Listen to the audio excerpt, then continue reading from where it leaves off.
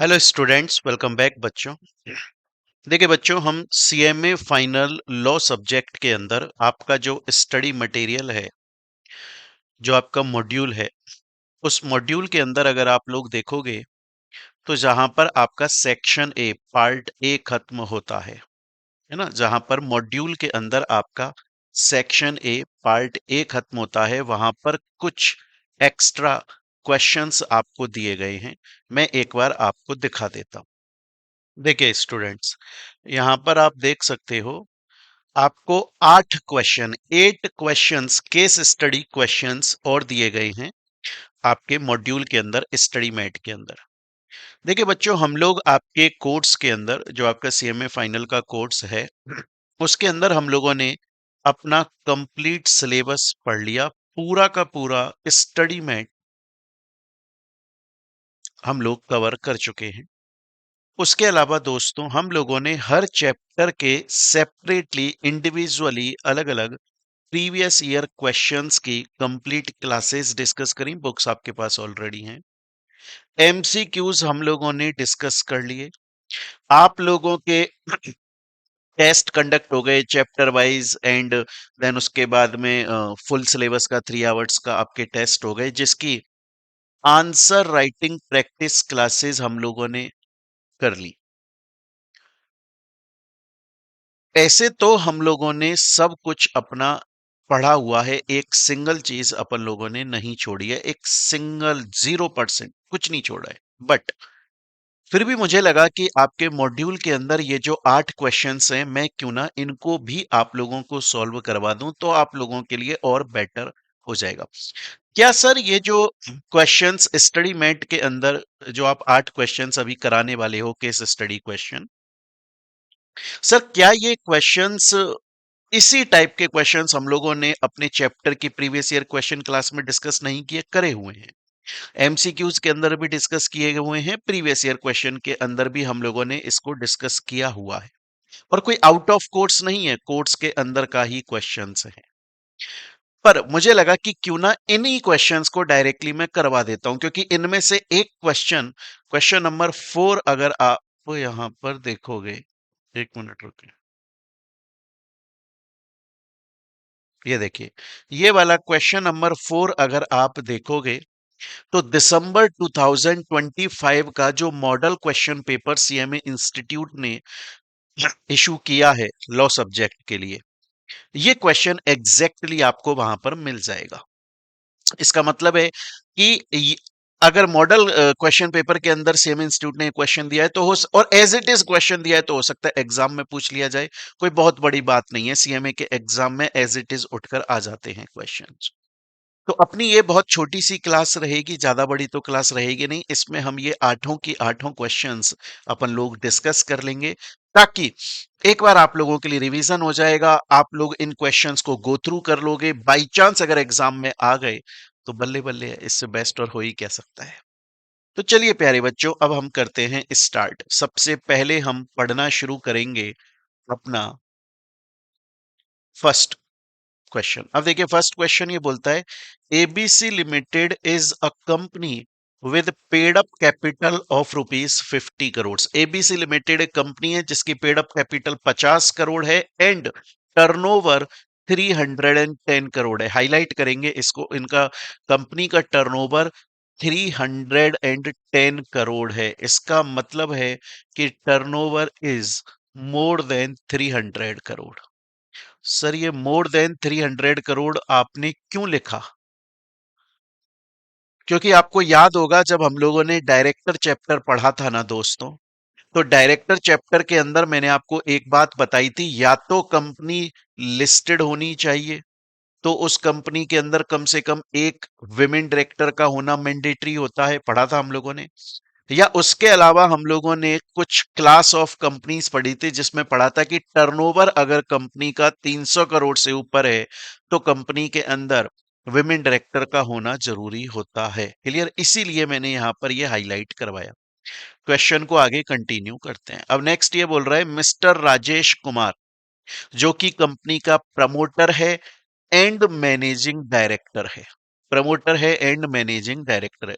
तो कंपनी के अंदर कितने प्रमोट डायरेक्टर हो गए? पहला तो हो गया राजेश कुमार।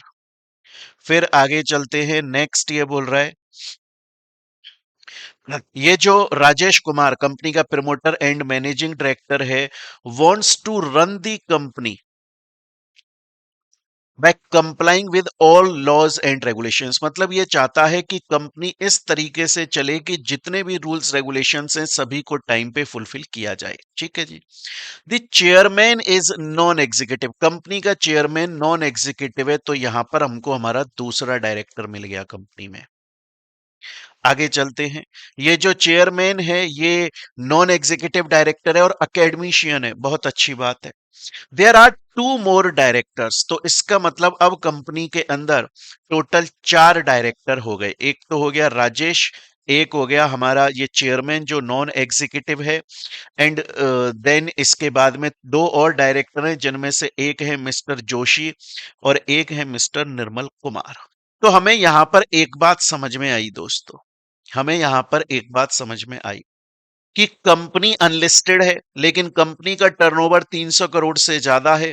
कंपनी के अंदर कम से कम एक विमेन डायरेक्टर का होना जरूरी है, कंपलसरी है, एक विमेन डायरेक्टर तो होनी ही चाहिए कंपनी के अंदर।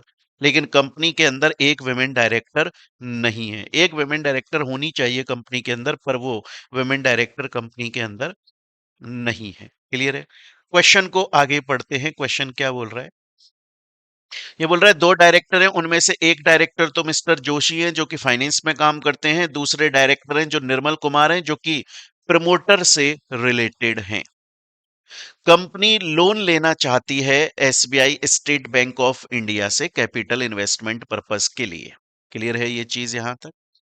ये जो मैनेजिंग डायरेक्टर है कंपनी का, वो इन 4 मुद्दों पर आपसे एडवाइस चाहता है, आपसे जानकारी चाहता है, क्योंकि आपने डायरेक्टर के बारे में सब कुछ पढ़ा हुआ है। ये जो क्वेश्चन हम यहां पर डिस्कस कर रहे हैं, नोट कीजिएगा स्टूडेंट, इस टाइप के क्वेश्चंस अगर आप देखोगे तो जून 2024 से लेकर फिर दिसंबर 24 एंड जून 25 में तो शायद नहीं है, उससे पहले हो सकता है, मेरे ख्याल से जून 24 है, दिसंबर 24 है। हाँ, इन 2 अटेम्प्ट के अंदर तो इस तरह का क्वेश्चन, एमसीक्यू क्वेश्चन आपसे पूछा गया है। 2 मार्क के ये पूछे गए हैं। तो आप लगाओगे तो ये 8 मार्क का क्वेश्चन इस तरीके से एग्जाम में पूछा गया है आपके। तो चलिए अब हम देखते हैं कि आखिर ये मैनेजिंग डायरेक्टर आपसे किस बात पे सलाह मांग रहा है। मैं एक बार दोबारा से क्वेश्चन को रिपीट कर देता हूं, क्वेश्चन अच्छे से समझना है। देखिए मैं आपको बता देता हूं, बहुत ही आराम आराम से पढ़ेंगे, ऐसा भागा दौड़ी नहीं करेंगे कि बस हमें कंप्लीट ही करना है कि एक नाम हो जाएगा हमारा, नहीं, समझना है अपने को अच्छे से। ये बोल रहा है एबीसी लिमिटेड कंपनी है, पेड अप कैपिटल 50 करोड़ है, टर्नओवर 310 करोड़ है। क्वेश्चन में कहीं भी नहीं लिखा हुआ कंपनी लिस्टेड है, दैट मींस अनलिस्टेड है। राजेश कुमार उसके प्रमोटर हैं और मैनेजिंग डायरेक्टर हैं, चाहते हैं कंपनी बढ़िया रूल्स रेगुलेशन सबको फुलफिल करते हुए काम करे। कंपनी का जो चेयरमैन है वो नॉन एग्जीक्यूटिव डायरेक्टर है और बहुत ही फेमस एकेडमिशियन है। 2 और डायरेक्टर हैं, दोनों की दोनों मेन हैं, mister Joshi and mister Nirmal Kumar. Nirmal Kumar promoter group से रिलेटेड है, कंपनी एसबीआई से लोन लेना चाहती है। पहला क्वेश्चन अब आपके लिए, नाउ अब आपके लिए पहला question, is the present board properly constituted? क्या इस वक्त कंपनी का ये जो बोर्ड ऑफ डायरेक्टर हैं, जितने लोग इस बोर्ड ऑफ डायरेक्टर्स के अंदर बैठे हुए हैं, क्या ये लॉ के अकॉर्डिंगली प्रॉपर है या इस बोर्ड ऑफ डायरेक्टर में कोई कमी है? अगर है कोई कमी तो क्या कमी है, क्या नॉन कंप्लाइंस है? सबसे पहले आपको लिखना है कि कंपनी एक अनलिस्टेड कंपनी है, कंपनी के अंदर 4 डायरेक्टर हैं। यहां तक तो सब कुछ सही लग रहा है, लेकिन कंपनी का टर्नओवर 300 करोड़ रुपए से ज्यादा का है, इसलिए कंपनी के अंदर एक विमेन डायरेक्टर का होना जरूरी है। यहां तक जितना मैंने बताया इतना आपके मॉड्यूल के अंदर भी आंसर लिखा हुआ है, लेकिन मैं चाहूंगा कि यहां पर आप लेकिन मैं चाहूंगा कि यहां पर, अच्छा, चाहने वाली वैसे बात, वैसे यहां पर अपने को एक लाइन इसमें ऐड करनी चाहिए। रीजन कि ये जो चेयरमैन है ये नॉन एग्जीक्यूटिव डायरेक्टर है, चेयरमैन नॉन एग्जीक्यूटिव डायरेक्टर है। तो हम यहां पर लिख सकते हैं कि एक विमेन डायरेक्टर की रिक्वायरमेंट है कंसीडरिंग, हम ये कंसीडर कर रहे हैं कि ये जो चेयरमैन है ये भी मैन है, विमेन नहीं है। अब आप बोलोगे कि सर जब इसमें चेयरमैन लिखा हुआ है तो आपको ये अज्यूम करने की क्या जरूरत है कि ये आदमी ही है, औरत नहीं है। अगर ये मैन नहीं होता तो यहां पर शायद तक चेयरमैन ना होके चेयरपर्सन लिखा होता कि चेयरपर्सन इज नॉन एग्जीक्यूटिव। ये तो क्लियरली शो कर रहा है ना कि चेयर पे मैन बैठा हुआ है।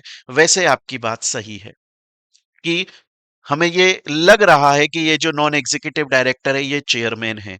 पर अगर आप लॉ के अंदर काफी जगह देखोगे तो काफी जगह चेयरमैन यूज किया गया है। इवन मैन और वुमेन दोनों के लिए बहुत बार चेयरमैन यूज किया गया है। इसीलिए यहां पर अगर हम इसको ऐसे अज्यूम लिख देते हैं कि हम अज्यूम कर रहे हैं कि जो चेयरमैन है वो एक मैन है, विमेन नहीं है, उस अकॉर्डिंगली कंपनी के अंदर एक विमेन डायरेक्टर की रिक्वायरमेंट है। ये नॉन कंप्लाइंस है प्रेजेंटली कंपनी में। स्टूडेंट बोलता है सर इस वाले का आंसर आ गया, आगे चलते हैं। नेक्स्ट क्वेश्चन ये बोल रहा है कि ये जो निर्मल कुमार हैं, क्या निर्मल कुमार को कंपनी के अंदर इंडिपेंडेंट डायरेक्टर की तरह कंसीडर किया जा सकता है? याद करेंगे दोस्तों, हम लोगों ने डायरेक्टर चैप्टर में सेक्शन 149 सबसेक्शन 6 पढ़ा था, जिसके अंदर हम लोगों ने एक बात पढ़ी थी। हम लोगों ने यह देखा था मेरे प्यारे प्यारे बच्चों कि इंडिपेंडेंट डायरेक्टर वो पर्सन बन सकता है। हमने बहुत सारी क्वालिफिकेशंस देखी थी, उसमें से एक देखी थी वो पर्सन जो ना तो खुद कंपनी का प्रमोटर है और ना ही प्रमोटर ग्रुप से रिलेटेड है। वो बंदा इंडिपेंडेंट डायरेक्टर नहीं बन सकता। यहां पर क्वेश्चन डायरेक्टली बोल रहा है कि ये जो मिस्टर निर्मल कुमार हैं ये कंपनी के प्रमोटर ग्रुप से रिलेटेड हैं। क्या लगता है आपको कि निर्मल कुमार इंडिपेंडेंट डायरेक्टर बन सकते हैं? ना ना ना ना ना। क्यों नहीं बन सकते? बिकॉज वो प्रमोटर ग्रुप से रिलेटेड है। स्टूडेंट बोलता है सर मेरे को समझ में आ गई। नेक्स्ट जो थर्ड क्वेश्चन है अगर आप उसे देखोगे तो उसका आंसर हम लोगों ने फर्स्ट क्वेश्चन में दे दिया था। Is there any need of women director? जी हाँ, एक विमेन डायरेक्टर की नीड जरूर है। और क्यों है? क्योंकि टर्नओवर 300 करोड़ से ज्यादा है, अज्यूमिंग चेयरमैन हमारा मैन है। क्लियर हो गया यहां तक? नेक्स्ट चलते हैं हम लोग। लास्ट क्या पूछ रहा है? What will be the status of the director nominated by SBI? अब यहां पर देखिए ये जो एबीसी कंपनी है एसबीआई से लोन ले रही है। आपको याद होगा दोस्तों हम लोगों ने सेक्शन 161 सबसेक्शन 3 के अंदर एक बात पढ़ी थी। हमने ये पढ़ा था कि अगर कोई भी बैंक या कोई भी फाइनेंशियल इंस्टीट्यूशन जो कि कंपनी को लोन प्रोवाइड कर रहा है, कोई भी बैंक या फाइनेंशियल इंस्टीट्यूशन जो कि कंपनी को अगर लोन प्रोवाइड कर रहा है, आ रही है मेरी बात यहां तक समझ में? बैंक या फाइनेंशियल इंस्टीट्यूशन जो कि कंपनी को लोन प्रोवाइड कर रहा है, वो बैंक या फाइनेंशियल इंस्टीट्यूशन किसी पर्सन को नॉमिनेट कर सकता है एज डायरेक्टर, जो कि नॉमिनी डायरेक्टर कहलाता है। क्या कहलाता है? नॉमिनी डायरेक्टर कहलाता है। तो यहां पर अगर एसबीआई किसी पर्सन को अपने डायरेक्टर की पोजीशन पे नॉमिनेट कर देगी इस कंपनी के अंदर तो उसे नॉमिनी डायरेक्टर बोला जाएगा। अब सवाल यह पूछ रहा है कि अगर एसबीआई जिसे नॉमिनेट करे जो कि नॉमिनी डायरेक्टर है, अगर वो एक विमेन हो तो क्या यहां पर जो विमेन की रिक्वायरमेंट थी वो फुलफिल हो जाएगी? जी हां, बिल्कुल फुलफिल हो जाएगी। बट जरूरी यह है कि वो जो विमेन अपॉइंट हो रही है वो एकदम लीगली सभी टर्म्स कंडीशंस को फुलफिल करके अपॉइंट हो रही है। मैं उम्मीद करता हूं दोस्तों ये पहला क्वेश्चन आप लोगों को यहां पर समझ में आया होगा। मॉड्यूल के अंदर देखिए ये क्वेश्चन यहां पर दिया हुआ है, जहां पर आपका सेक्शन ए कंप्लीट हो रहा है ना, जहां पर आपका कॉर्पोरेट गवर्नेंस पूरा कंपनी लॉ खत्म हुआ, आईबीसी खत्म हुआ, देन उसके बाद में आपका कॉर्पोरेट गवर्नेंस खत्म हुआ, देन उसके बाद में आपको बहुत सारे एमसीक्यूज देखने को मिलेंगे, एंड देन उसके बाद कुछ फिल इन द ब्लैंक्स ब्ला ब्ला ये सब मिलेंगे। वहीं पर आपको ये केस स्टडी सॉल्व करके मिलेगा। तो ये पहला क्वेश्चन हम लोगों ने सॉल्व कर लिया। अच्छा, एक चीज और मैं बता देता हूं कि अगर आप लोग इस वक्त स्टडी मेट में, ऑल्दो आपने क्लासेस ली हुई हैं तो आपके पास में बुक्स होंगी हमारी, है ना? फिर भी अगर आप अपने स्टडी मैट में देख रहे हो ना दोस्तों इन क्वेश्चंस को, तो कहीं कहीं पर देख लीजिएगा स्टडी मैट की जो लैंग्वेज है ना उसमें गलतियां हैं, छोटी छोटी गलतियां करी हुई हैं स्टडी मैट की लैंग्वेज में। वहां अगर आप उसको पढ़ोगे तो क्वेश्चन आपको प्रॉपरली समझ में ही नहीं आएगा कि वो क्वेश्चन क्या बोल रहा है, बिकॉज ऑफ जो सही तरीके से उसे ड्राफ्ट नहीं करा गया है क्वेश्चंस को। वो गलतियां मैंने यहां पर सुधार दी हैं। तो यहां पर एक बार आप क्वेश्चन को जरूर पढ़िएगा, स्क्रीन पर आपको दिखाई दे रहा है, जो भी आपको मॉड्यूल के अंदर गलती नजर आए उसे वहां करेक्ट कर लीजिएगा। क्लियर है ये जी? चलते हैं आगे अपन लोग। अब आ जाते हैं दोस्तों हम लोग अपने नेक्स्ट क्वेश्चन के ऊपर। क्वेश्चन नंबर 2 बड़े ही आराम से पढ़ने का है। क्वेश्चन नंबर 2 बहुत ही दिमाग वाला क्वेश्चन है, बहुत ही इंटरेस्टिंग क्वेश्चन है, अच्छे से पढ़िएगा। क्या बोलता है, बड़े ध्यान से देखें। ये बोलता है कपूर एंड सन्स लिमिटेड, ये एक लिस्टेड कंपनी है। कपूर एंड सन्स लिमिटेड क्या है, एक लिस्टेड कंपनी है। With mister S K Kapoor as CMD, chief managing director and main stake holder. Board comprises of the, अब बोर्ड के अंदर और कौन कौन लोग बैठे, एक का तो हमने पढ़ ही लिया, एस के कपूर का। तो दूसरा एक के मुरली हैं जो कि डायरेक्टर हैं फाइनेंस के अंदर। देन इसके बाद में एक मिस्टर बी सिंह हैं जो कि कमर्शियल मैटर्स को देखने वाले डायरेक्टर हैं। एक मिस्टर के शेखर हैं जो कि इंडिपेंडेंट डायरेक्टर हैं। एक मिस्टर बी रमेश हैं, वो भी इंडिपेंडेंट डायरेक्टर हैं। एक मिस्टर महेश सिंह हैं जो कि IDBI बैंक ने उनको नॉमिनेट किया है, नॉमिनी डायरेक्टर हैं। श्रीमती रेखा सिंह हैं, इंडिपेंडेंट डायरेक्टर हैं। एंड मिस रुक्मणी माथुर है जो कि नॉन इंडिपेंडेंट डायरेक्टर।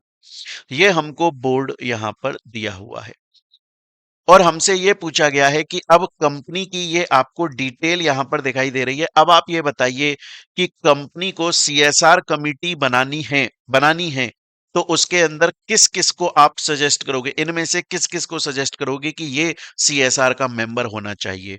किसको सजेस्ट करोगे ऑडिट कमिटी का, ये इनमें से ये अगर मेंबर रहेंगे ऑडिट कमिटी के अप्रोप्रिएट रहेगा। और नॉमिनेशन एंड रेम्युनरेशन कमिटी के अगर ये लोग इनमें से मेंबर रहेंगे तो वो बेस्ट रहेगा। हमको कंपनी की पूरी डिटेल यहां दी हुई है, इसको चेक करके हमें बताना है। अगर हमारे पास ऑप्शन होता, हम इस कंपनी के अंदर होते, तो हम किसको तो बिठाते इसमें CSR कमिटी में, किसको ऑडिट कमिटी में, किसको नॉमिनेशन एंड रेम्युनरेशन कमिटी में। क्लियर ये चीज यहां तक?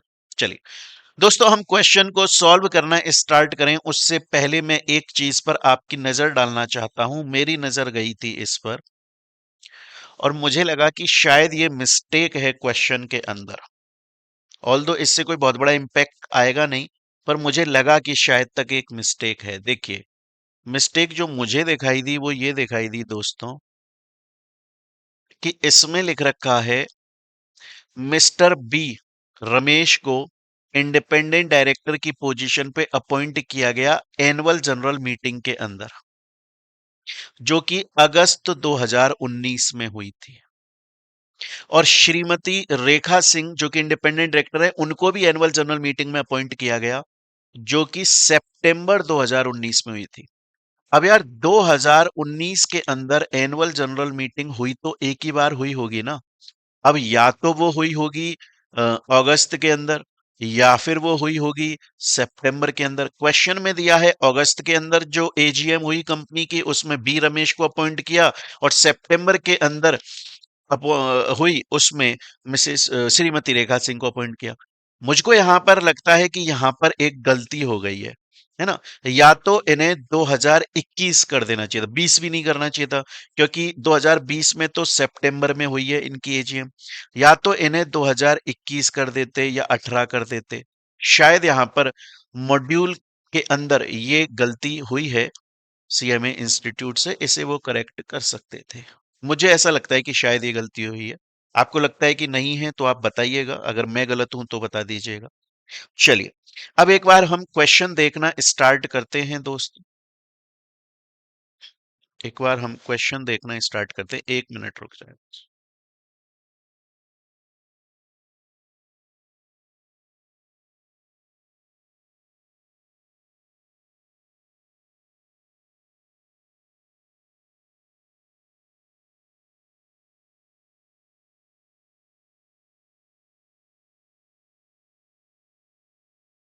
ठीक है। देखिएगा, सबसे पहले हम बात करेंगे कि सीएसआर कमिटी के बारे में। अब दोस्तों हम लोगों ने सेक्शन 135 पढ़ा हुआ है, सीएसआर के बारे में पढ़ा हुआ है, सीएसआर कमिटी के बारे में पढ़ा हुआ है। और हमने ये पढ़ा हुआ है जो सीएसआर कमिटी है उसके अंदर कम से कम 3 लोग बैठते हैं जो कि कंपनी के डायरेक्टर्स होते हैं। मतलब कंपनी के जो डायरेक्टर हैं उनमें से कम 3 डायरेक्टर्स को अपॉइंट किया जाता है इस कमिटी के अंदर। ठीक है। और कम से कम एक इंडिपेंडेंट डायरेक्टर का होना जरूरी होता है। मतलब ये जो 3 डायरेक्टर हैं उनमें से एटलीस्ट वन इंडिपेंडेंट डायरेक्टर होना ही चाहिए। अब देखिए हमको जो यहां पर दिया गया है उसमें से हम सजेस्ट करेंगे कि किसको बैठाना चाहेंगे हम सीएसआर कमेटी में। ये जितने लोग हैं अवेलेबल उनमें से किसको बैठाना चाहेंगे। अब देखिएगा, इंडिपेंडेंट डायरेक्टर कम से कम एक होना जरूरी है। तो हम यहां पर इंडिपेंडेंट डायरेक्टर या तो ले लेते हैं के शेखर या मिस्टर बी, इनमें से कोई भी एक, है ना। तो यहां पर मिस्टर बी इसको ले लिया गया और चेयरमैन बना दिया गया। अच्छा, दूसरा क्यों ना लेडीज में से एक ले लिया जाए, ताकि ये रह जाएगा कि यार देखो कमिटी के अंदर एक विमेन भी बैठी हुई है। तो यहां पर हम श्रीमती रेखा को ले लेते हैं। सर रेखा को क्यों ले रहे हैं और रुक्मणी जी को क्यों नहीं ले रहे हैं? इसलिए सीएसआर कमेटी के अंदर कम से कम एक इंडिपेंडेंट डायरेक्टर होना चाहिए। अगर हम दो बैठा देंगे तो और बेहतर हो जाएगा ना, हमारे बोर्ड के अंदर अवेलेबल है। तो हम यहां पर श्रीमती रेखा को ले लेते हैं, मेंबर बना देते हैं। क्लियर ये चीज। अब और कैसे लेना चाहिए, देखिए क्योंकि सीएसआर के अंदर फाइनेंस से रिलेटेड काम होता है, पैसे से रिलेटेड काम होता है। तो क्यों ना यहां पर मिस्टर के मुरली को ले लिया जाए। कम से कम 3 लोग, वो ये 3 लोग यहां पर बैठ जाएंगे और यही जस्टिफिकेशन मॉड्यूल में भी दिया हुआ है।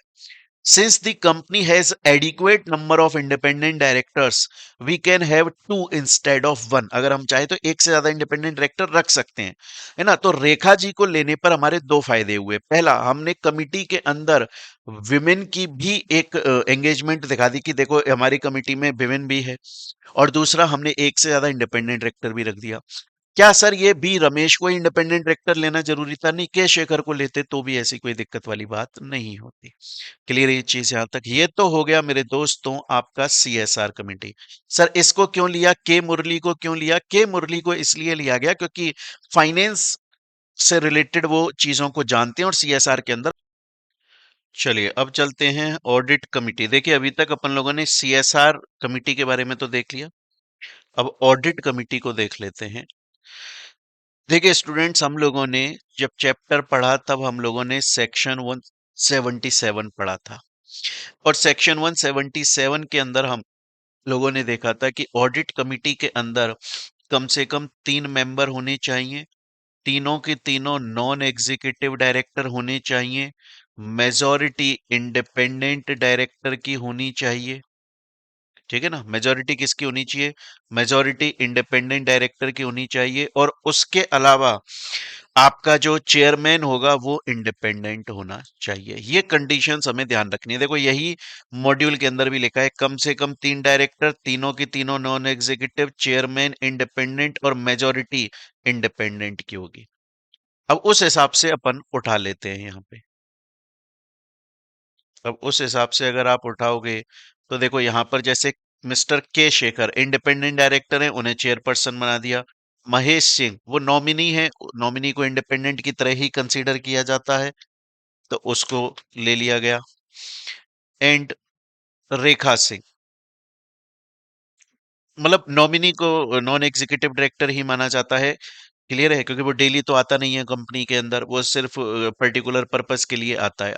हमने पढ़ा है सेक्शन 161 सब सेक्शन 3 के अंदर, जो नॉमिनी डायरेक्टर होता है वो आखिर बैंक फाइनेंशियल इंस्टीट्यूशन क्यों अपॉइंट करता है? दो पर्पस की वजह से, ताकि वो कंपनी के अंदर आकर कंपनी के अकाउंट्स चेक करके इतना पता लगा सके कि कंपनी ने जिस पर्पस के लिए लोन लिया था उसी पर्पस में यूज किया है ना लोन को। और दूसरा, कंपनी की फाइनेंशियल इकोनॉमिकल पोजीशन क्या है, कहीं गड्ढे में तो नहीं जा रही है? जा रही है तो बैंक को बता दो हाथ के हाथ कि भैया पैसा रिकवर कर लो, कंपनी बंद होने वाली है। क्लियर है ये चीज यहां तक? तो ऑडिट कमिटी के अंदर ये 3। अब आ जाते हैं last, nomination and remuneration committee. देखो, नॉमिनेशन एंड रेम्युनरेशन कमिटी के अंदर सभी के सभी जो मेंबर्स होने चाहिए, पहली बात तो कम से कम 3 होने चाहिए, सभी के सभी नॉन एग्जीक्यूटिव होने चाहिए। ठीक है, तो उसमें से उठा लो, रेखा सिंह को यहाँ पर चेयरपर्सन बना दिया, क्योंकि वो पहले मेंबर बन रही थी, अब की बार चेयरपर्सन बना दिया। रुक्मणी माथुर जो है वो नॉन एग्जीक्यूटिव है, उसको मेंबर बना दिया। रमेश को मेंबर बना दिया, क्योंकि वो नॉन एग्जीक्यूटिव है। तो ये बड़ा ही सिंपल क्वेश्चन है, अगर आपको अपना कॉन्सेप्ट क्लियर है तो बहुत आराम से इसको सॉल्व किया जा सकता है। ऐसी कोई दिक्कत वाली बात इसमें नहीं है। चलते हैं दोस्तों, अब अपन लोग आगे। अब आता है आपका नेक्स्ट क्वेश्चन, क्वेश्चन नंबर 3। अब ये क्वेश्चन नंबर 3 किस बारे में बात करता है? बहुत ही इजी है, आराम आराम से पढ़ेंगे। ये बोलता है the last board meeting of ABC structural limited, एक कंपनी एबीसी स्ट्रक्चरल लिमिटेड, उसकी जो लास्ट बोर्ड मीटिंग हुई थी वो 25 जनवरी 2022 को हुई थी। 25 जनवरी 2022 को उन्होंने अपनी आखिरी बोर्ड मीटिंग करी थी। अब इस कंपनी का जो मैनेजिंग डायरेक्टर है वो ये चाहता है कि कंपनी की नेक्स्ट बोर्ड मीटिंग के अंदर कंपनी के एनुअल फाइनेंशियल स्टेटमेंट्स को प्लेस किया जाए, अप्रूव किया जाए। देखो, इसे यहां पर समझिए दोस्तों, इस क्वेश्चन को यहां पर समझिए कि एक कंपनी है जिसका नाम है एबीसी स्ट्रक्चरल लिमिटेड। देखिए, कंपनी है दोस्तों एबीसी स्ट्रक्चरल लिमिटेड। ठीक है, कंपनी है एबीसी स्ट्रक्चरल लिमिटेड। अब क्वेश्चन ये बोल रहा है कि इस कंपनी का जो मैनेजिंग, अच्छा, इस कंपनी ने अपनी एक बोर्ड मीटिंग करी है अभी 25 जनवरी 2022 को। 25 जनवरी 2022 को इसने अभी अपनी बोर्ड मीटिंग करी है। अब ये चाहती है कि जो नेक्स्ट बोर्ड मीटिंग हो उसके अंदर ये अपने एनुअल फाइनेंशियल स्टेटमेंट्स को प्लेस करे और उसे अप्रूव करवा ले बोर्ड ऑफ डायरेक्टर से। लेकिन जो कंपनी का अकाउंट मैनेजर है वो ये चाहता है कि जो बोर्ड मीटिंग हो वो 15 जून को हो, जैसे हर बार होती है, और वहीं पर अकाउंट्स को फाइनलाइज करा जाए। अब आप एक चीज समझिएगा, यहाँ पर बड़ा ही सिंपल क्वेश्चन है, आप एक चीज समझिए दोस्त। आप एक चीज समझिए कि बोर्ड मीटिंग के अंदर गैप कितना होना चाहिए। ये जो बोर्ड मीटिंग है उसके अंदर गैप कितना होना चाहिए? मैक्सिमम 120 दिन का। मैक्सिमम 120 दिन का गैप होना जरूरी होता है। क्लियर है? अब होगा कैसे भाई? अभी तो जनवरी चल रही है, मान लो अभी तो जनवरी चल रही है, कंपनी ने अभी बोर्ड मीटिंग करी है। तो अब कंपनी को क्या करना चाहिए? अब कंपनी को अपनी पहले एक नेक्स्ट बोर्ड मीटिंग कर लेनी चाहिए, बीच में एक नेक्स्ट बोर्ड मीटिंग कर लेनी चाहिए, क्योंकि फाइनेंशियल ईयर खत्म होगा मार्च में, 31 मार्च, 31 मार्च को फाइनेंशियल ईयर पूरा एंड होगा। जब ईयर एंड होगा तो ईयर एंड हो जाने के बाद में पूरे साल की रिपोर्ट कंपनी के पास में होगी, जिसका कंपनी अपना अकाउंट्स प्रिपेयर करेगी, पूरा मेंटेन करेगी, है ना? आज जनवरी में कंपनी ये बोल रही है कि यार मैं अब जो नेक्स्ट बोर्ड मीटिंग करूं उस नेक्स्ट बोर्ड मीटिंग के अंदर ही मैं अपने जो मेरे अकाउंट्स हैं उनको मैं फाइनलाइज करवा दूं, प्लेस कर दूं, बोर्ड ऑफ डायरेक्टर के सामने अप्रूव करवा दूं। अरे भैया, आप कैसे अप्रूव करा दोगे? सबसे पहली बात तो आपकी जो बोर्ड मीटिंग है उस नेक्स्ट बोर्ड मीटिंग के अंदर जो मैक्सिमम गैप है वो 120 दिन का हो सकता है, इससे ज्यादा नहीं हो सकता। अभी आप जनवरी में खड़े हो, अब 31 मार्च को तो आपका फाइनेंशियल ईयर एंड होगा। जब ईयर एंड होगा तो उसके बाद में फिर कंपनी अपने अकाउंट्स को प्रॉपरली बनाएगी, बनाने के बाद में उसको पहले खुद चेक करेगी, फिर बोर्ड ऑफ डायरेक्टर्स के सामने प्लेस किया जाएगा, टाइम लगेगा। तो इसलिए होना क्या चाहिए? इसलिए ऐसा होना चाहिए कि कंपनी को अपनी नेक्स्ट बोर्ड मीटिंग इस मैक्सिमम 120 दिन वाले गैप को ध्यान में रख के कर लेनी चाहिए, और जो अपने अकाउंट्स हैं उनको जब मार्च में आपका ईयर एंड हो गया उसके बाद में आराम से मई जून तक आराम से एक नई बोर्ड मीटिंग करनी चाहिए, और उस बोर्ड मीटिंग के अंदर अकाउंट्स को प्लेस करके अप्रूव कराना चाहिए, पहली बात। अच्छा, क्वेश्चन में एक बात और बोली गई है। क्वेश्चन ये भी बोल रहा है कि कंपनी ये सोच रही है, और कंपनी का जो अकाउंट्स मैनेजर हैं या मैनेजिंग डायरेक्टर हैं वो ये सोच रहे हैं कंपनी के कि हम जो बोर्ड मीटिंग करेंगे जिसके अंदर हम अपने अकाउंट्स को बोर्ड ऑफ डायरेक्टर से अप्रूव करवाएंगे वो वीडियो कॉन्फ्रेंसिंग से करवा लेंगे। अरे भैया, वीडियो कॉन्फ्रेंसिंग से बोर्ड मीटिंग हो सकती है, board of director meeting attend कर सकते हैं, लेकिन वीडियो कॉन्फ्रेंसिंग से कभी भी अकाउंट्स को अप्रूव नहीं किया जा सकता, ये रेस्ट्रिक्शन होती है, क्योंकि उनके अंदर फाइनेंस से रिलेटेड मैटर होता है। कल को मान लीजिए बोर्ड ऑफ डायरेक्टर ने वीडियो रिकॉर्ड होते वक्त बोल दिया ठीक है मेरी तरफ से अकाउंट्स अप्रूव है, और बाद में उन्होंने बोला कि अरे मेरे को तो पता ही नहीं था अकाउंट्स के अंदर ये मिस्टेक है, ये इतनी बड़ी गलती है अकाउंट्स के अंदर, वीडियो रिकॉर्डिंग में वीडियो कॉन्फ्रेंसिंग से तो मेरे को एकदम चीजें क्लियर नजर ही नहीं आई थी। क्लियर है? तो यहाँ पर बड़ा ही सिंपल सा क्वेश्चन है। सबसे पहली बात तो कंपनी ने अपनी बोर्ड मीटिंग 25 जनवरी को कर ली है, उसके बाद में उसे एक बोर्ड मीटिंग और कर लेनी चाहिए, क्योंकि एक जो 2 मीटिंग है उनके बीच में मैक्सिमम 120 दिन का गैप रहता है। पहली बात, अगर आप जून में मीटिंग करोगे तो बहुत लेट हो जाएगा, तो इससे पहले बीच में एक मीटिंग कर लो। अब जून में जब आप मीटिंग करोगे तो उसमें आप अकाउंट्स को अप्रूव करवा लेना, लेकिन उसमें आपको डायरेक्टर्स को फिजिकली बुलाकर अप्रूव करवाना पड़ेगा। आप ऐसे वीडियो कॉन्फ्रेंसिंग से उसे अप्रूव नहीं करवा सकते। स्टूडेंट बोलता है सर मेरे को यहां तक की बात समझ में आ गई, चलते हैं हम लोग अपने नेक्स्ट क्वेश्चन के ऊपर। हाँ जी, चलिए अब चलते हैं अपन लोग अपने नेक्स्ट क्वेश्चन नंबर 4 के ऊपर। देखिए क्वेश्चन नंबर 4 आखिर क्या बोल रहा है, एक बार ये देख लेते हैं। क्वेश्चन नंबर 4 ये बोल रहा है, वेस्टर्न इंडिया इंडस्ट्रीज एक पब्लिक लिमिटेड कंपनी है जो कि माइक्रोचिप्स बनाती है।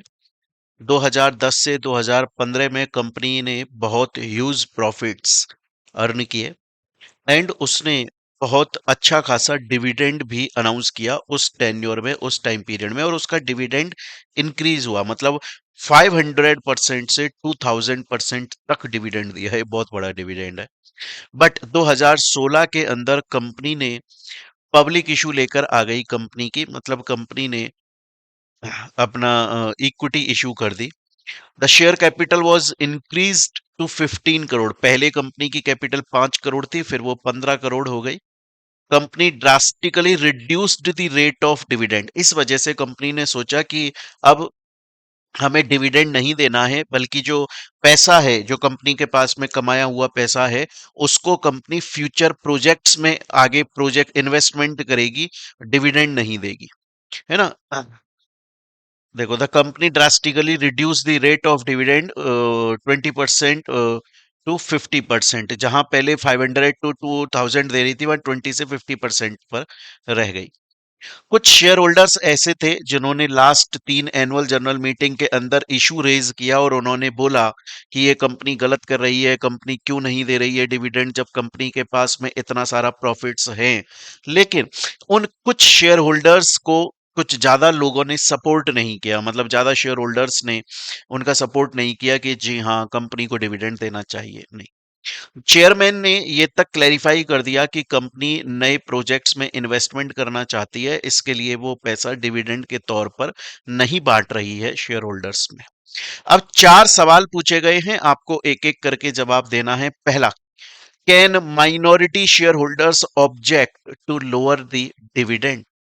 देखिए बच्चे, सबसे पहली बात तो ये जो डिविडेंड होता है, ये डिविडेंड कंपनी के थ्रू दी गई एक फैसिलिटी है।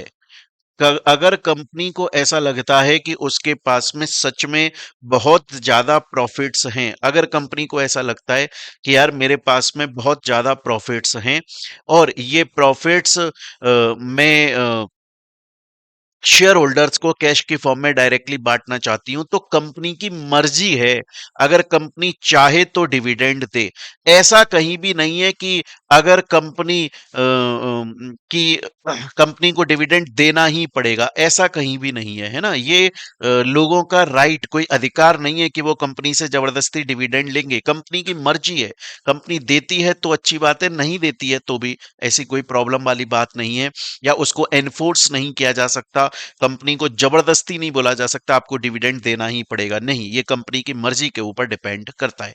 हालांकि हम लोगों ने डिविडेंड चैप्टर में ये पढ़ा था कि अगर एक बार कंपनी ने एनुअल जनरल मीटिंग के अंदर डिविडेंड डिक्लेयर कर दिया एंड शेयर होल्डर्स ने अगर उसे अप्रूव कर दिया तो वो मैंडेटरी डेट बन जाता है। लेकिन वो कब होता है?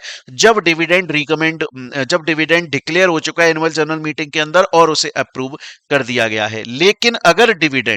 लेकिन मेरे दोस्तों, अगर डिविडेंड ऐसा कुछ अभी तक डिक्लेयर नहीं करा कंपनी ने और कंपनी डिक्लेयर कर भी नहीं रही है, तो ना तो माइनॉरिटी शेयर होल्डर ना ही मेजॉरिटी शेयर होल्डर कोई भी ये नहीं बोल सकता कि आप पहले 500 से 2000% का डिविडेंड देते थे, अब सिर्फ 20 से 50 का दे रहे हो या दे ही नहीं रहे हो।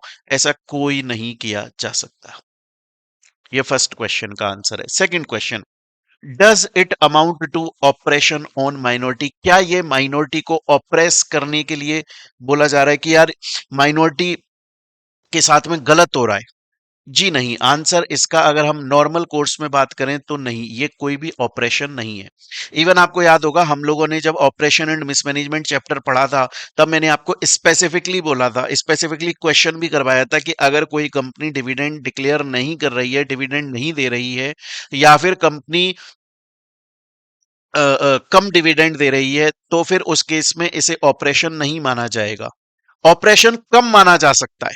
ऑपरेशन तब माना जा सकता है जब सिचुएशन ऐसी हो।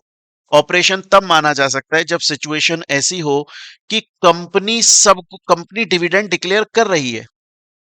कंपनी डिविडेंड डिक्लेयर कर रही है और बाकी लोगों को डिविडेंड दे रही है, पर माइनॉरिटी को डिविडेंड नहीं दे रही है। या बाकी लोगों को तो डिविडेंड दे रही है ₹10 पर इक्विटी शेयर, जिसके पास एक शेयर है उसको ₹10 का डिविडेंड, पर माइनॉरिटी को दे रही है, बोल रही है ₹6 ही मिलेंगे। अगर भेदभाव किया जा रहा है तो बात अलग है। अदरवाइज नॉर्मल कोर्स में अगर बात करोगे तो कंपनी ऐसा थोड़ी है सिर्फ माइनॉरिटी को ही डिविडेंड नहीं दे रही है, किसी को ही नहीं दे रही है कंपनी डिविडेंड, तो उस केस में इसे ऑपरेशन नहीं माना जाएगा। नेक्स्ट आ जाता है सबकी share holders totalling to 75 want to file petition. जी नहीं। अगर ऑपरेशन मिसमैनेजमेंट में के अंदर पिटीशन फाइल भी करनी होती है तो अपन लोगों ने लिमिट पड़ी थी, एक तो नंबर ऑफ मेंबर्स की या कैपिटल होल्ड करने वाली, दोनों में से कोई भी लिमिट फुलफिल हो जाए। वो क्या थी? कम से कम 100 मेंबर, या फिर जो total number of share holders है उनका 1/10 विच एवर इज लेस, या फिर उतने लोग जिन्होंने कंपनी की इश्यूड शेयर कैपिटल का, आपको याद होगा यहां ये एक तरह का एक्सेप्शन है बच्चों, क्योंकि नॉर्मली हम जब भी कभी भी पढ़ते हैं ना तो हम पेड अप कैपिटल और उसका परसेंटेज लेते हैं, लेकिन ऑपरेशन मिसमैनेजमेंट के अंदर ये इश्यूड शेयर कैपिटल है। मैंने इसके ऊपर आपको चैप्टर पढ़ाते वक्त क्वेश्चन भी करवाया था, मैंने बोला था याद रखिएगा इशूड शेयर कैपिटल का हमें 10% लेना है। मतलब वो लोग जिन्होंने इशूड शेयर कैपिटल का 10% होल्ड किया है कम से कम, वो लोग अगर एप्लीकेशन लगा रहे हैं तो वैलिड है। लेकिन यहां पर तो 75 लोग हैं जी, बिल्कुल भी वैलिड नहीं है। लास्ट क्वेश्चन आ जाता है, do minorities have any form of grievance? अगर माइनॉरिटी के साथ में सच में ऑपरेशन होता है तो क्या उनके पास में ग्रीवेंस मतलब प्रॉब्लम, ग्रीवेंस शब्द का मतलब होता है प्रॉब्लम, हर्डल, उसको सॉल्व करने के लिए कोई फॉरम है? देखो नॉर्मली कंपनीज क्या करती हैं, अपने यहाँ पर ना एक कमिटी बनाकर रखती हैं जिसे बोला जाता है, या तो आप बोल सकते हो इन्वेस्टर रिलेशंस कमिटी, और लिस्टेड कंपनी के केस में तो बोला जाता है investor grievance redressal committee. Investor grievance redressal committee, investors की जो ग्रीवेंस हैं, प्रॉब्लम्स हैं, उनको रिड्रेस करना, उनको सॉल्व करने वाली कमिटी।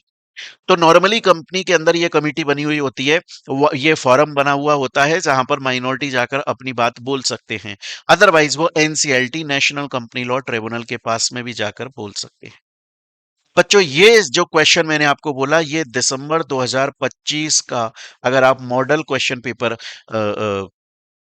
एमक्यूपी उठाओगे ना, जो सीएमए की वेबसाइट पे आपको मिल जाएगा, वहां पर आपको फर्स्ट क्वेश्चन दिया हुआ है और ये एमसीक्यू बनाकर दिया हुआ है। मतलब 2 मार्क का ये, 2 मार्क का ये, 2 मार्क का ये, 2 मार्क का ये, टोटल 8 नंबर का ये क्वेश्चन दिया हुआ है।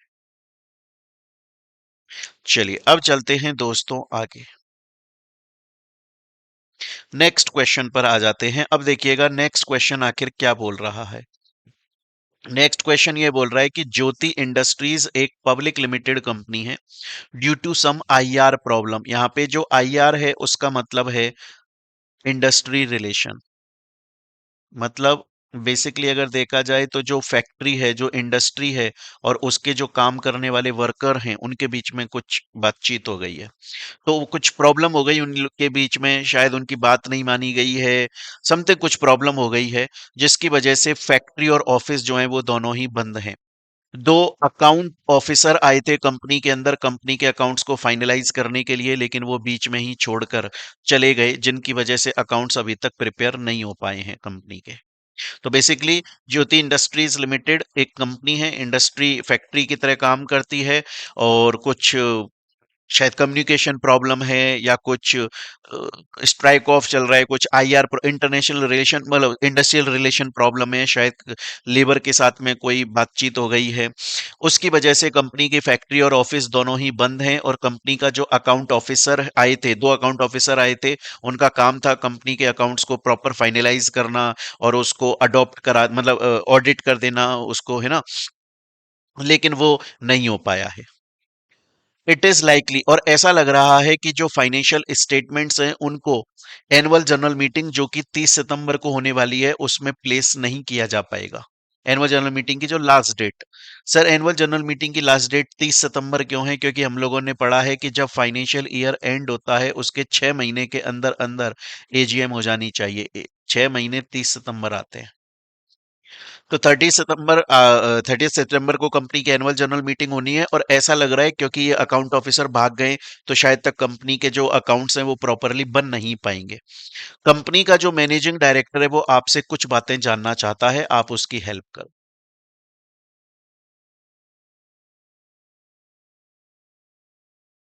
हाँ जी, देखिए, पहला, accounts are not ready and can not be placed in AGM. ये मैनेजिंग डायरेक्टर आपसे ये जानना चाहता है कि अगर ये सिचुएशन है कि कंपनी के अकाउंट्स रेडी नहीं हैं और एजीएम के अंदर प्लेस नहीं किए जा सकते, तो फिर उस केस में क्या होगा? तो फिर उस केस में कंपनी की जो एनुअल जनरल मीटिंग होगी वो एडजर्न हो जाएगी, एडजर्न हो जाएगी, और उस एडजर्न मीटिंग के अंदर प्लेस करे जाने चाहिए। दूसरा, AGM to be deferred after 30 सितंबर। अगर एजीएम को डेफर किया जा रहा है, मतलब 30 सितंबर को ना करके बाद में किया जा रहा है, देखो मैंने अभी अभी आपको बोला, लॉ ये बोलता है, सेक्शन 96 भी ये बात बोलता है कंपनीज एक्ट का, कि जब फाइनेंशियल ईयर एंड हुआ उसके 6 महीने के अंदर अंदर एनुअल जनरल मीटिंग का होना जरूरी होता है। अगर company annual general meeting with in 6 months नहीं कर पा रही है और अगर उसके पास में वैलिड रीजन है, तो उसके लिए वो आरओसी के पास में एक्सटेंशन के लिए अप्लाई कर सकती है और उसे एक्सटेंशन मिल जाएगा, आरओसी एक्सटेंशन दे देगा अगर आरओसी सेटिस्फाई हो जाएगा कि हाँ जेन्युइन रीजन है कंपनी के पास में। लेकिन उस एक्सटेंशन के लिए अप्लाई विद इन 30 सितंबर ही करना होता है। क्लियर है ये चीज? देखो, AGM can not be deferred by the company, extension का अप्रूवल लिया जा सकता है। क्लियर? नेक्स्ट बोल रहा है accounts are ready but AGM could not be held. Accounts तो कंपनी के तैयार हो गए लेकिन एजीएम नहीं हो सकती। नहीं, ये गलत है, पेनल्टी लग जाएगी अगर एजीएम नहीं होगी तो।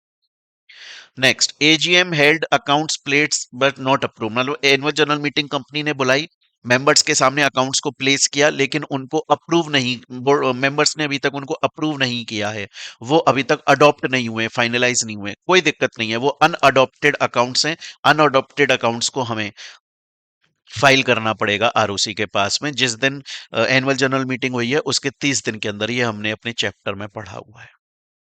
कितना सिंपल सा क्वेश्चन आपको दिया हुआ है।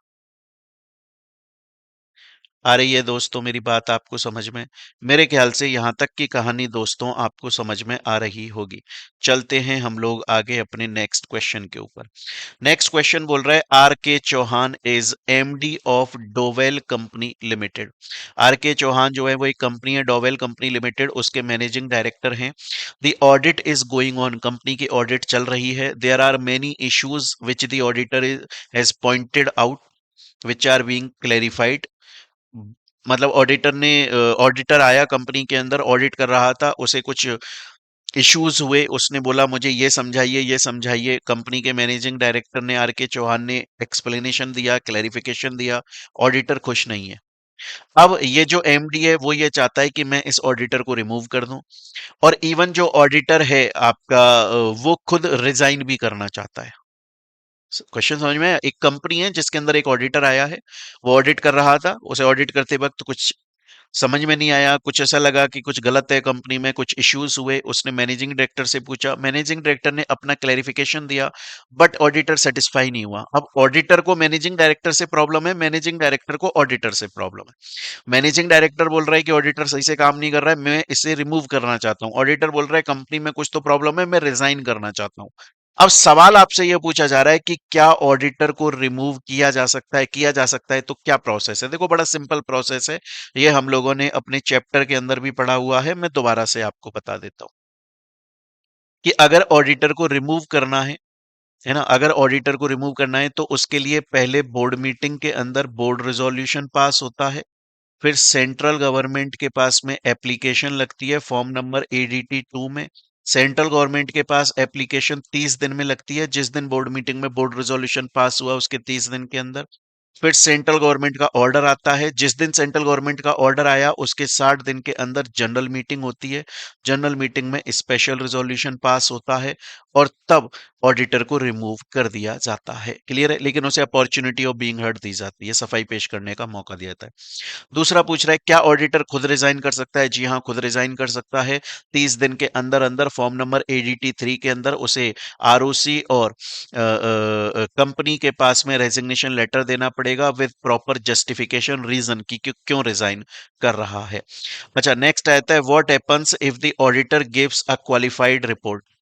अगर क्वालिफाइड रिपोर्ट का मतलब ये होता है कि ऑडिटर ये बोलता है कि मुझे कंपनी के अकाउंट्स मैंने चेक कर लिए और मुझे ऑलमोस्ट सब कुछ चीजें सही लगी हैं। कुछ छोटी मोटी प्रॉब्लम्स हैं लेकिन वो इतनी रेलिवेंट नहीं है, है ना, इतनी परवेसिव नहीं है, ऐसी प्रॉब्लम नहीं है जिनका इफेक्ट एक से दूसरे ट्रांजेक्शन में जा रहा है या बहुत बड़ा मटेरियल कोई ऐसा प्रॉब्लम है, ऐसा कुछ भी नहीं है। अगर ऐसी क्वालिफाइड रिपोर्ट दे देता है वो ऑडिटर तो ठीक है, कंपनी अपनी बोर्ड रिपोर्ट के साथ में उसको प्लेस कर देगी, एनुअल रिपोर्ट का पार्ट बना देगी, कोई दिक्कत नहीं है। मेरे ख्याल से यहां तक की कहानी दोस्तों आपको समझ में आ गई। चलते हैं अपन लोग आगे।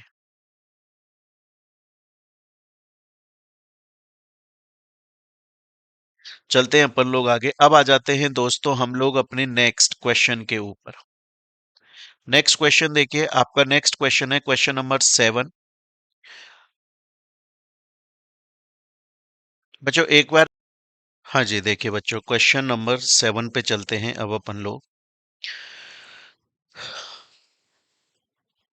क्वेश्चन नंबर 7 ये बोल रहा है कि रमेश, रोहित एंड मदन, ये तीनों ग्रेजुएट हैं फार्मेसी के अंदर, ग्रेजुएशन की हुई है इन्होंने, और इन्होंने एक स्टार्टअप बिजनेस ओपन करने का सोचा हुआ है जो कि मैन्युफैक्चर करेगा rare medicine for cancer. Cancer के लिए बहुत ही रेयर मेडिसिन हैं, उनमें से कुछ मेडिसिन ये मैन्युफैक्चर करने का स्टार्टअप डिसाइड कर रहे हैं। रोहित जो है, अब तीनों को इन्वेस्टमेंट लाना है, अब क्योंकि तीनों मिलकर एक स्टार्टअप कर रही हैं जिसमें कैंसर की दवाइयां बनाई जाएंगी। तो इसमें रोहित जो है उसने थोड़ा बड़ा सोचा और इसने सोचा कि मैं पब्लिक के पास में जाऊंगा और पब्लिक से पैसा लूंगा, मतलब एक तरह से डिपॉजिट लेने के लिए ये सोच रहा है। दूसरा मदन जो है उसने अपने अंकल से रिक्वेस्ट करी है, उसके अंकल USA में रहते हैं जो कि एक NRI हैं। तो मदन अपने NRI अंकल के पास में गया और बोला आपके पास बहुत पैसा है और आप मेरी कंपनी में इन्वेस्ट करें, जिसके लिए उसके अंकल तैयार हो गए हैं। रमेश को ऐसा लगता है कि हमें इसे सेक्शन 8 कंपनी बना देना चाहिए। तो अब आप समझने की कोशिश करिए कि तीन दोस्त हैं, रमेश, रोहित, मदन। रोहित बोल रहा है पब्लिक से डिपॉजिट लूंगा। मदन बोल रहा है मेरे अंकल NRI हैं, USA में रहते हैं, उनसे इन्वेस्टमेंट करवा लूंगा, वो तैयार हो चुके हैं। रमेश बोल रहा है सेक्शन 8 कंपनी बना दो, NPO, चैरिटी आती रहेगी। क्लियर है ये चीज? अब अच्छा, मदन के जो अंकल हैं वो तैयार तो हो गए हैं, लेकिन मदन के अंकल ये बोल रहे हैं क्योंकि तुम प्राइवेट कंपनी बनाना चाहते हो इंडिया के अंदर, तो मुझे बताओ प्राइवेट कंपनी के क्या एडवांटेज डिसएडवांटेज हैं इंडिया में। अब आपसे कुछ सवाल पूछे जा रहे हैं, उसका एक एक करके देखिएगा, बड़ा ही इजी है। सबसे पहले ये बोल रहा है कि रोहित का जो प्लान है, रोहित का क्या प्लान है? रोहित का ये प्लान है कि वो पब्लिक से जाकर डिपॉजिट एक्सेप्ट करेगा। क्या ये प्लान सही है उसका? तो हमें लिखना पड़ेगा कि अगर अगर ये तीनों मिलके एक प्राइवेट कंपनी ओपन करते हैं तो रोहित का प्लान सक्सेसफुल नहीं हो पाएगा, क्योंकि प्राइवेट कंपनी पब्लिक से डिपॉजिट एक्सेप्ट नहीं कर सकती। प्राइवेट कंपनी सिर्फ अपने मेंबर से डिपॉजिट एक्सेप्ट करती है। अगर बाहर पब्लिक से डिपॉजिट लेना है तो उसके लिए रोहित के प्लान को अगर एग्जीक्यूट कराना है, पब्लिक से डिपॉजिट लेना है, तो उसके लिए आपको प्राइवेट की जगह पब्लिक कंपनी बनानी पड़ेगी। ये तो हो गया आपके पहले का answer. Second, can Madan uncle invest in company as an NRI? जी, हम लोगों ने पढ़ा था कि अगर कोई इन्वेस्टमेंट करना चाहता है तो कर सकता है। ये कैपिटल अकाउंट ट्रांजैक्शन माना जाएगा। बस ये देखना पड़ेगा कि जो फेमा के अंदर लिमिट दी हुई है फॉरेन डायरेक्ट इन्वेस्टमेंट की, उस लिमिट के अंदर अंदर इन्वेस्टमेंट आए, उससे बाहर ना चला जाए। Next, Ramesh idea of section 8 company is okay? क्या रमेश ये बोल रहा है कि हमें से सेक्शन 8 कंपनी बना देते हैं? जी, ये ओके नहीं है। क्यों ओके नहीं है? इसलिए ओके नहीं है क्योंकि आप स्टार्टअप खोल रहे हो जिसका आपका इंटेंशन प्रॉफिट कमाना है, और इसके लिए आप इन्वेस्टर भी ढूंढ कर लाए हो मदन के अंकल को। तो ये कहीं भी सेक्शन 8 कंपनी नजर नहीं आ रही है। क्लियर ये चीज यहां तक? एंड नेक्स्ट आ जाता है मदन के अंकल के लिए नोट लिखो, क्योंकि मदन के अंकल ने ये पूछा है कि अगर प्राइवेट कंपनी ओपन करते हैं तो उसके क्या एडवांटेज डिसएडवांटेज होते हैं, वो आपको बताना है। तो प्राइवेट कंपनी के एडवांटेजेस बता दीजिए आप। कंपनी को बहुत सारे प्रोविजंस फुलफिल नहीं करने पड़ते, प्राइवेट कंपनी को छूट मिल जाती है, शेयर होल्डर्स बहुत लिमिटेड होते हैं कंपनी के अंदर, मेंबर्स लिमिटेड होते हैं, मैक्सिमम 200, हम उन्हें पर्सनली जानते हैं।